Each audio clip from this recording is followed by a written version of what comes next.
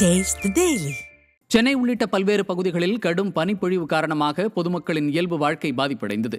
சென்னை விமான நிலையத்தில் நிலவிய கடும் பனிமூட்டம் காரணமாக சுமார் 25க்கும் மேற்பட்ட வருகை புறப்பாடு விமானங்கள் தாமதமானதால் பயணிகள் அவதிக்குள்ளாகினர். மேலும் மீனம்பாக்கம், கொளப்பாக்கம், நந்தம்பாக்கம், ஆலந்தூர் ஆகிய பகுதிகளில் சாலை தெரியாத அளவிற்கு பனிப்பொழிவு நிலவியதால் வாகன ஓட்டிகள் முகப்பு விளக்குகளை ஒளிரவிட்டபடி சென்றனர்.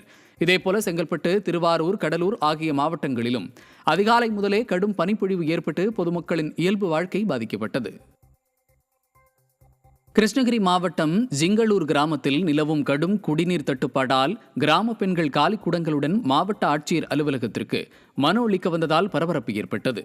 250க்கும் மேற்பட்ட குடும்பங்கள் வசித்து வரும் கிராமத்தில் கடந்த 2 ஆண்டுகளாக குடிநீர் தட்டுப்பாடு இருந்து வருவதாகவும் இதுகுறித்து பலமுறை ஊராட்சி ஒன்றிய அலுவலகத்தில், வட்டாட்சியர் அலுவலகத்திலும் கிராம மக்கள் புகார் அளித்தும் எந்த நடவடிக்கையும் எடுக்காததால் மாவட்ட ஆட்சியர் அலுவலகத்தில் மனு அளிக்க வந்தனர். நிர்வாக திறனற்ற ஸ்டாலின் ஆட்சியில் அடிப்படை தேவையான குடிநீருக்கு கூட போராடும் அவலம் உள்ளதாக குற்றம் சாட்டுகின்றனர்.